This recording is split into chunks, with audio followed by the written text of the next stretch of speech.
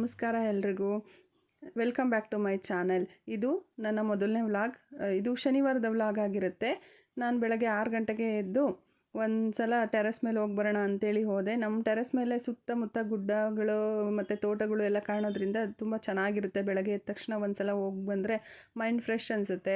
ಹಾಗೆ ನಮ್ಮನೆ ದೇವಸ್ಥಾನದ ಪಕ್ಕನೇ ಇದೆ. ಹಾಗೆ ಎದ್ದ ತಕ್ಷಣ ದೇವರಿಗೆ ನಮಸ್ಕಾರ ಮಾಡಿ ಟೆರೆಸ್ ಮೇಲೆ ಹೋಗಿ ಬಂದೆ. ನೋಡಿ, ಇದೆ ಪ್ರಸನ್ನರಾಮೇಶ್ವರ ದೇವಸ್ಥಾನ ಮತ್ತು ಪಾರ್ವತಿ ದೇವಸ್ಥಾನ ಮತ್ತು ಆಂಜನೇಯ ಸ್ವಾಮಿ ದೇವಸ್ಥಾನ, ಮೂರೂ ಕೂಡ ಎಷ್ಟು ಚೆನ್ನಾಗಿ ವ್ಯೂ ಕಾಣಿಸ್ತಿದೆ ಅಂತ ನಮ್ಮ ಟೆರೆಸ್ ಮೇಲಿಂದ ಇದು ವ್ಯೂ.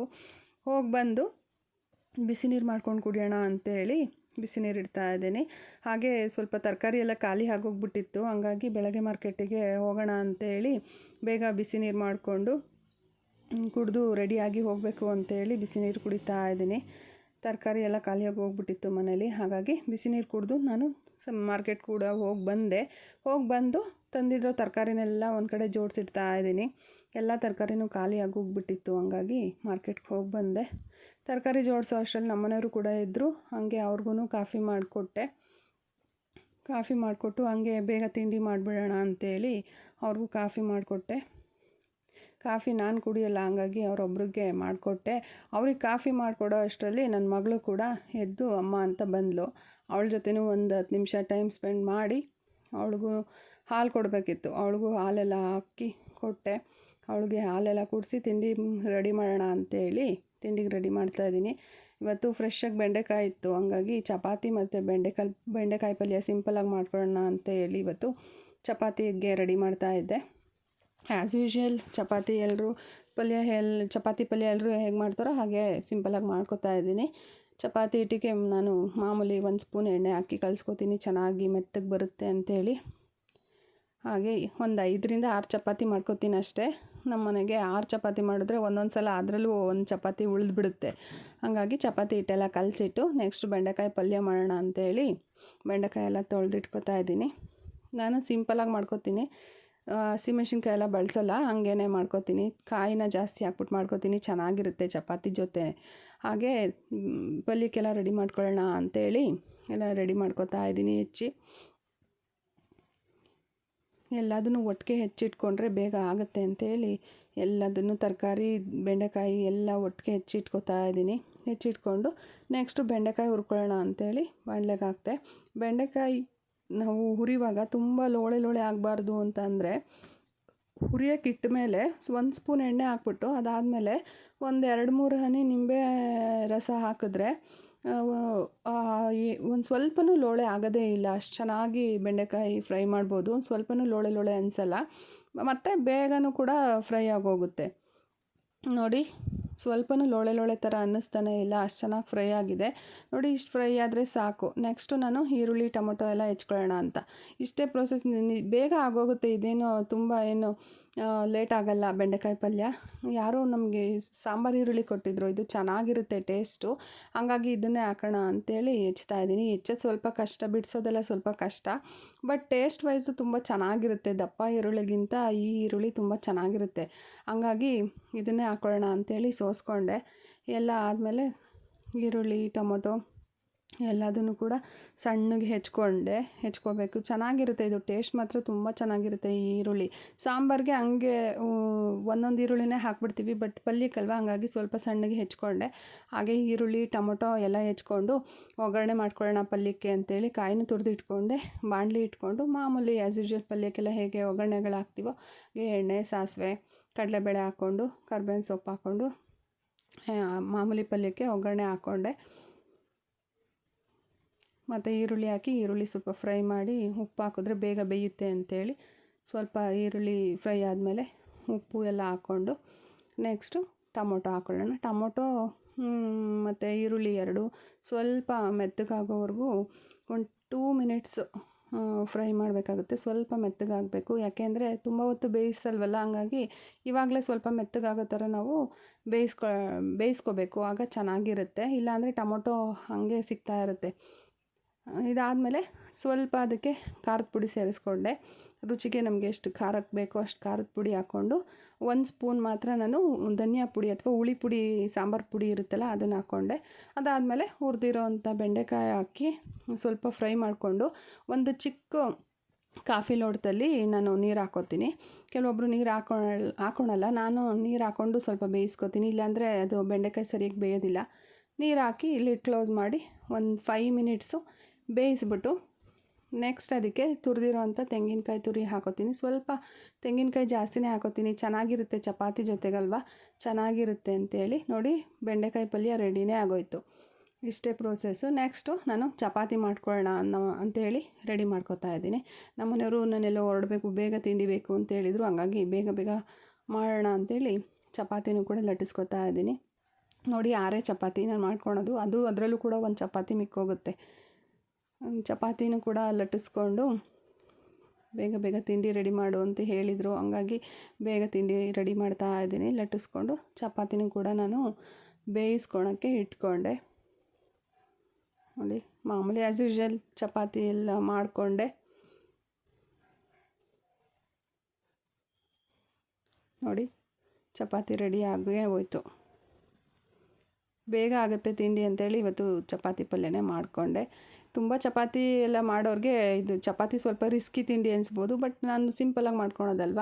ಹಾಗೆ ಮನೇಲಿ ಸ್ವಲ್ಪ ಮಿಡಿ ಸೌತೆಕಾಯಿ ಇತ್ತು, ತಿಂಡಿ ಜೊತೆ ಅದನ್ನು ಸಲಾಡ್ಗೆ ಕೊಡೋಣ ಅಂತೇಳಿ ಮಿಡಿ ಸೌತೆನ ನಾನು ಪೀಸ್ ಮಾಡಿಕೊಂಡೆ. ಇದೂ ಏನು ಸಿಪ್ಪೆ ತೆಗಿಯೋ ಅವಶ್ಯಕತೆ ಇಲ್ಲ, ಚೆನ್ನಾಗಿರುತ್ತೆ ಹಂಗೆ ತಿನ್ನೋಕ್ಕೆ. ಚೆನ್ನಾಗಿರುತ್ತೆ, ಸಿಪ್ಪೆ ಎಲ್ಲ ತೆಗಿಯೋದೇನು ಅವಶ್ಯಕತೆ ಇಲ್ಲ. ಹಾಗಾಗಿ ನಾನೇನು ಸಿಪ್ಪೆ ತೆಗಿಯೋಕ್ಕೆ ಹೋಗಲಿಲ್ಲ. ಅದನ್ನು ಕೂಡ ಹೆಚ್ಕೊಂಡು ನಮ್ಮ ಮನೆಯವ್ರಿಗೆ ತಿಂಡಿನ ಪ್ಲೇಟ್ಗೆ ಸರ್ವ್ ಮಾಡಿ ಕೊಟ್ಟೆ. ನೋಡಿ, ಸಿಂಪಲ್ಲಾಗಿ ಚೆನ್ನಾಗಿತ್ತು ತಿಂಡಿ ಇವತ್ತು. ಚಪಾತಿ, ಪಲ್ಯ ಮತ್ತು ಸೌತೆಕಾಯಿ. ನಮ್ಮ ಮನೆಯವ್ರಿಗೂ ತಿಂಡಿ ಹಾಕ್ಕೊಟ್ಟೆ. ಅವರು ತಿಂಡಿ ಚೆನ್ನಾಗಿದೆ ಇವತ್ತು. ಅವ್ರು ಪಲ್ಯನೇ ತಿಂತಾ ಇರಲಿಲ್ಲ, ಯಾವಾಗಲೂ ಚಟ್ನಿನೇ ಕೇಳೋರು. ಇವತ್ತು ಇಲ್ಲ, ಪಲ್ಯನೇ ತಿನ್ನಬೇಕು ಅಂತೇಳಿ ಪಲ್ಯನೇ ಮಾಡಿಕೊಟ್ಟಿದ್ದೆ. ಚೆನ್ನಾಗಿದೆ ತಿಂಡಿ ಅಂತೇಳಿ ಅವರು ತಿಂದ್ಬಿಟ್ಟು ಹೊರಟರು. ಹಾಗೆ ನನ್ನ ಮಗಳಿಗೂ ಕೂಡ ಹಾಕ್ಕೊಟ್ಟೆ. ಅವಳು ಚಪಾತಿ ದೋಸೆ ಎಲ್ಲ ಆದರೆ ಅವಳಿಗೆ ಹಾಕ್ಕೊಟ್ರೆ ಅವಳೇ ತಿನ್ಕೋತಾಳೆ, ನಾವು ತಿನ್ನಿಸ್ಬೇಕು ಅನ್ನೋದೇನಿರಲ್ಲ. ಹಂಗಾಗಿ ಅವಳು ತಿನ್ಕೊಂಡ್ಳು. ಅದಾದಮೇಲೆ ನಮ್ಮ ಜಾನುಗೆ, ನಮ್ಮ ಮನೇಲಿ ಒಂದು ಪೆಟ್ಟಿದೆ, ಅವಳ ಹೆಸರು ಜಾನು ಅಂತ, ಅವಳಿಗೆ ಚಪಾತಿ ಹಾಕಿದೆ. ಮತ್ತು ಅವಳನ್ನ ಸ್ವಲ್ಪ ಹೊತ್ತು ಮಾತಾಡಿಸಿ, ಕೆಳಗಡೆ ಮನೆಯವರೆಲ್ಲ ಮಾತಾಡಿಸ್ತಾಯಿದ್ರು, ಅವ್ರ ಹತ್ರ ಮಾತಾಡಿ ಬಂದೆ. ನಾನು ತಿಂಡಿ ತಿನ್ನಬೇಕಿತ್ತು, ಬೇಗ ತಿಂಡಿ ತಿಂದು ಮನೆ ಕೆಲಸ ಎಲ್ಲ ಮುಗಿಸಿ ಸ್ನಾನ ಮಾಡ್ಕೊಂಡು ಪೂಜೆ ಮಾಡಬೇಕಿತ್ತು. ಇವತ್ತು ಶ್ರಾವಣ ಶನಿವಾರ, ಮೊದಲನೇ ಶ್ರಾವಣ ಶನಿವಾರ ಇತ್ತು. ಹಾಗಾಗಿ ಬೇಗ ಕೆಲಸ ಮುಗಿಸ್ಕೊಳ್ಳೋಣ ಅಂಥೇಳಿ ನಾನು ತಿಂಡಿ ತಿನ್ನೋಕ್ಕೆ ಕೂತ್ಕೊಂಡೆ. ಮತ್ತು ಮನೆ ಕೆಲಸ ಮುಗಿಸೋ ಅಷ್ಟರಲ್ಲಿ ಲೇಟ್ ಆಗುತ್ತೆ. ಪೂಜೆ ಮಾಡಿ ಕೆಳಗಡೆ ಮನೆಯವರು ಶ್ರಾವಣ ಶನಿವಾರ ಮಾಡಿದ್ದೀವಿ ಅಂಥೇಳಿ ಊಟಕ್ಕೆ ಹೇಳಿದರು. ಮಧ್ಯಾಹ್ನ ಅಡುಗೆ ಮಾಡೋದೇನು ಇರಲಿಲ್ಲ.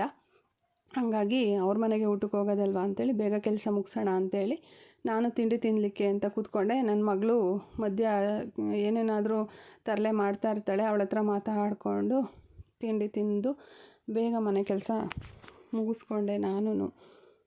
ತುಂಬ ಚೆನ್ನಾಗಿತ್ತು ತಿಂಡಿ. ಪಲ್ಯ ತುಂಬ ಟೇಸ್ಟಿಯಾಗಿತ್ತು, ಸಿಂಪಲ್ಲಾಗಿ ಚೆನ್ನಾಗಿತ್ತು ತಿಂಡಿ. ಹಾಗಾಗಿ ನಾನು ಒಂದು 10 ಮಿನಿಟ್ಸಲ್ಲೆಲ್ಲ ತಿಂಡಿ ಮುಗಿಸ್ಕೊತೀನಿ. ತುಂಬ ಏನು ಲೇಟ್ ಆಗಲಿಲ್ಲ. ತಿಂಡಿ ಮುಗಿಸ್ಕೊಂಡು ನನ್ನ ಮಗಳ ಜೊತೆ ಆಡಿಕೊಂಡು ತಿಂಡಿ ಮುಗಿಸ್ಕೊಂಡು ನಾನು ಕೂಡ ಪೂಜೆಗೆಲ್ಲ ರೆಡಿ ಮಾಡ್ಕೋಬೇಕಿತ್ತು, ಸ್ನಾನ ಮಾಡಬೇಕಿತ್ತು, ಮನೆ ಕೆಲಸ ಆಗಬೇಕಿತ್ತು. ಹಂಗಾಗಿ ಮುಗಿಸ್ದೆ. ನೋಡಿ, ನೆಕ್ಸ್ಟು ಸ್ನಾನ ಮಾಡ್ಕೊಂಡು ಬಂದು ಪೂಜೆ ಮಾಡ್ಕೊಳ್ಳೋಣ ಅಂಥೇಳಿ ಮಾಡ್ತಾಯಿದ್ದೀನಿ. ಇವತ್ತು ಮೊದಲನೇ ಶ್ರಾವಣ ಶನಿವಾರ ಇತ್ತಲ್ವ, ಹಾಗಾಗಿ ಪೂಜೆ ಮಾಡ್ಕೊಳ್ಳೋಣ ಅಂಥೇಳಿ ನಾನು ಕೂಡ ಪೂಜೆ ಮಾಡ್ತಾಯಿದ್ದೀನಿ.